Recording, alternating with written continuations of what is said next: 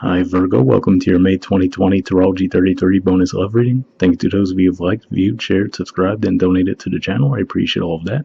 For those of you interested in booking a personal reading with me, I'm actually going to be taking a bit of a break from those, but keep an eye out on the community section of the channel for any updates around that.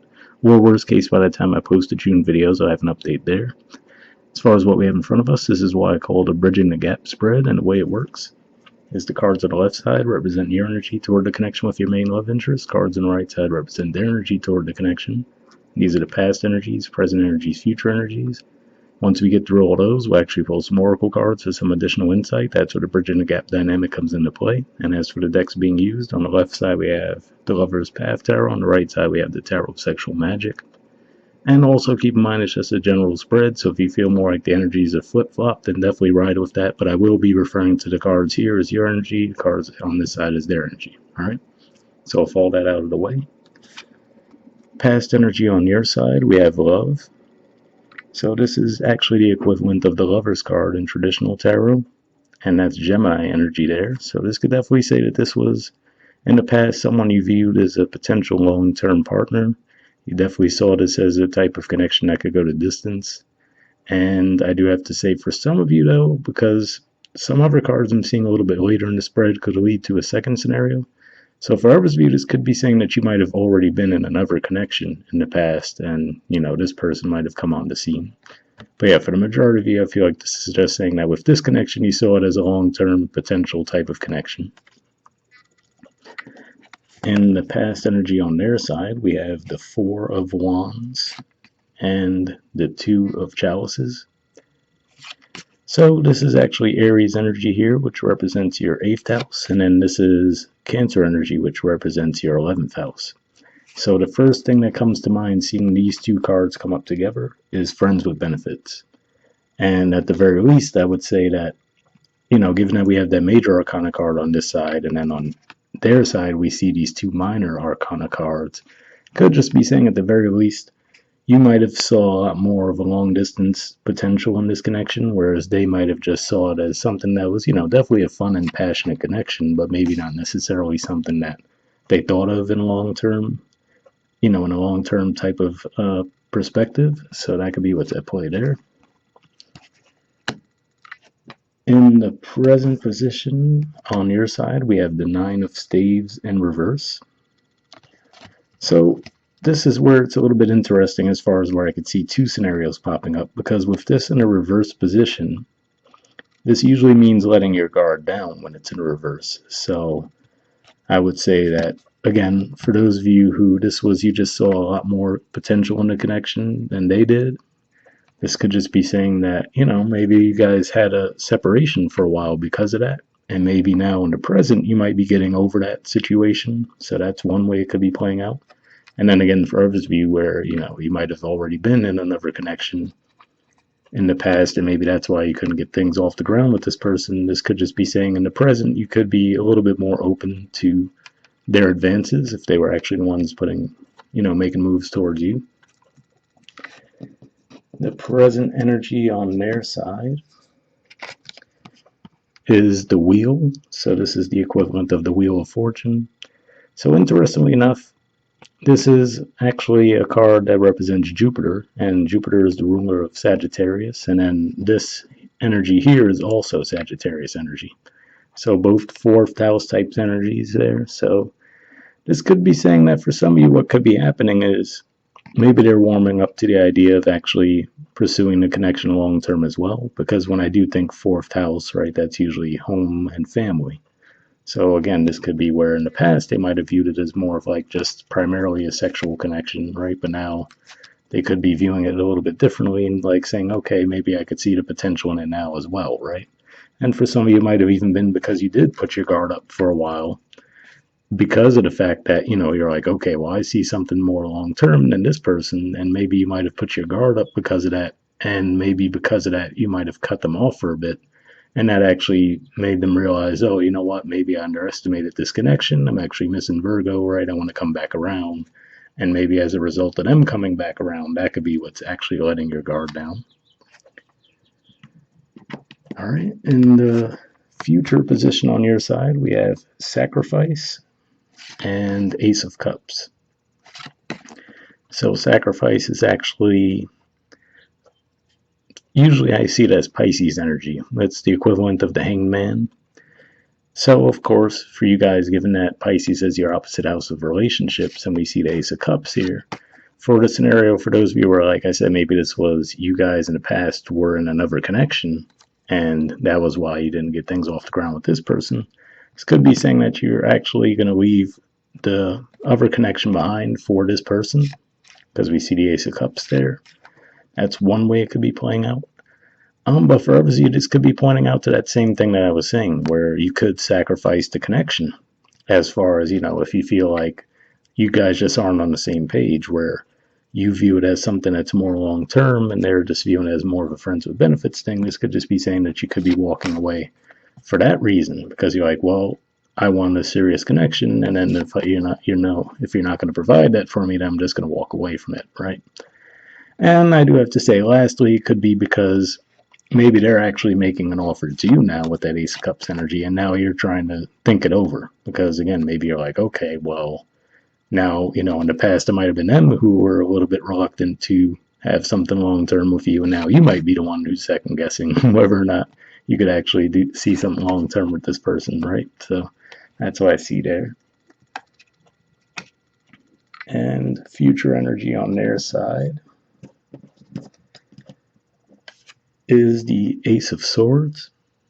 So to me, this does represent that. I feel like for the majority of you, that's exactly what I'm seeing now looking at this card, which was in the past, you guys might have been the ones who were all about having a serious connection with this person. They might have viewed it as a bit more playful, right? Maybe they were still playing the field. And now in the future energy, they might be the ones who want to tie you down, quite literally, right? If we look at the artwork there. So now all of a sudden they might come back in and let you know, actually, I do want to be in a committed relationship with you. And maybe now, after what you'd seen with this person, now you might be the one with a bit of a second, you might be the one second guessing it now too, especially with Venus retrograde going on in your 10th house of career and social status. So you could just be, looking over those things and asking yourself, well, could I actually see myself with this person long term now, right? Maybe, again, might have been all about it in the past. Now, because they were the ones who might have been wishy-washy with you in the past, now you're like, yeah, I don't know, right? So that's what I can see going down there. Bottom of the deck on your side is Prince of Arrows. So this is actually Knight of Swords energy, which is Gemini energy. And of course, there's going to be plenty of energy going on there. We already have Venus there. It'll go retrograde in May. Mercury's going to be there, I think, around the middle of May, and then obviously the sun's going to get there towards the end of the month. So plenty of energy going on in Gemini for you guys. And then again, that's 10th house too. So I do have to say another way this could play out too, even though it almost speaks for itself given that it's the love card in this deck, right? But I do have to say, to be fair, what it could have been for some of you too could have just been that maybe you were so wrapped up in career.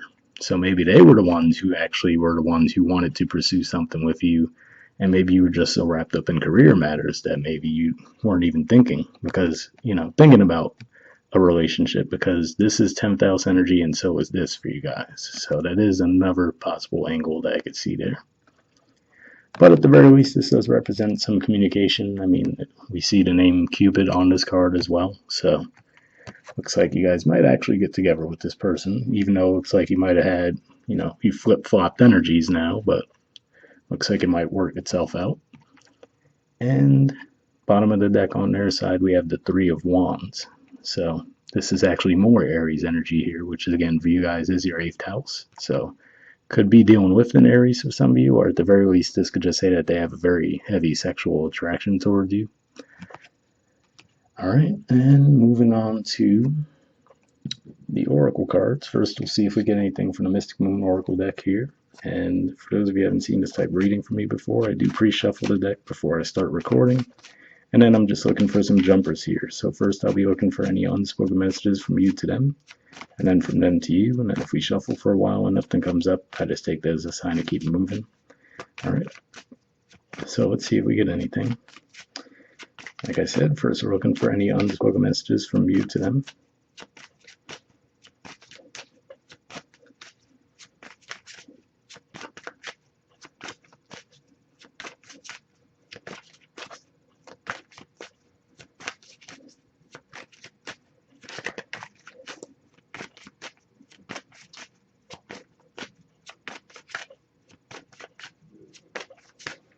Okay, nothing coming up yet, but I'll get a few more shuffles.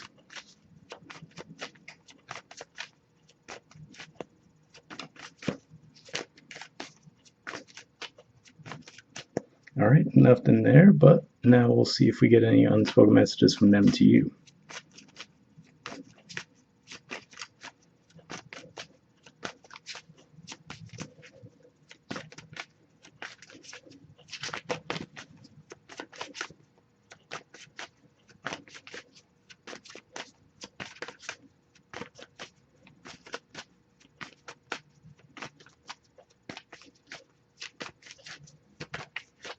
Okay, nothing here either, but I'll get a few more shuffles before we move on.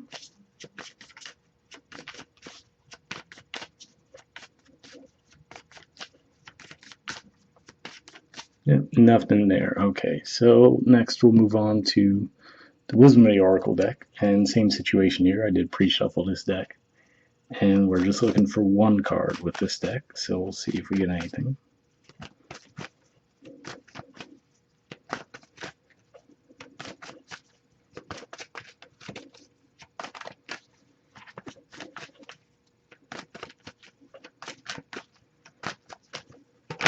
Okay, there we go.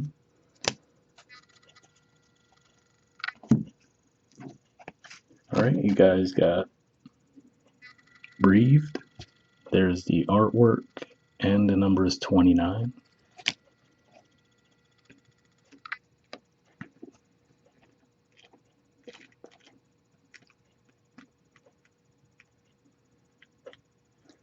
Okay, it says patience, waiting, going slowly, wellness, meditation, trust. The Oracle's message: patience in all things is called for right now. What do you need to do when you're in a rush? Slow down, of course. Meditate and trust. Breathe and repeat. Humans cannot exist without drawing breath. Now is the time to allow the life-giving element of air to replenish your body, your being, and your very essence. Stop to smell the roses. Breathe in the sunlight and release the darkness, and miracles will appear. So, definitely an interesting message there, and I do have to say, in the context of this reading in particular, what this could be saying, again, like I said, with that love energy there, where I felt like you guys might have actually in the past saw long-term commitment potential in this situation early on, whereas they might have just seen it as more of a fun, playful thing. Maybe this is saying that in the past you guys were just, trying to move at a different speed than they were, which is to say maybe the connection definitely was genuine, but maybe you like had more of the idea of, okay, I want to lock this down into a long-term commitment, whereas they just weren't at the same speed as you. And it looks like what the spread is saying here, if that's the case, is they will get there, but then it looks like you might be the one that has second guesses by that time. So maybe it's just saying you just have to be patient and let things play out, because eventually they will get to that point. So hopefully that resonated for you guys. All right, the relationship message says, don't be in too much of a hurry right now. The heart needs time to open. Take a breath and let nature take its course. Release constriction and anxiety, for there is no need for tension. Savor the moment, and the waiting won't prove difficult. Your heart knows what the ego often resists learning. Patience pays off in deep and meaningful ways.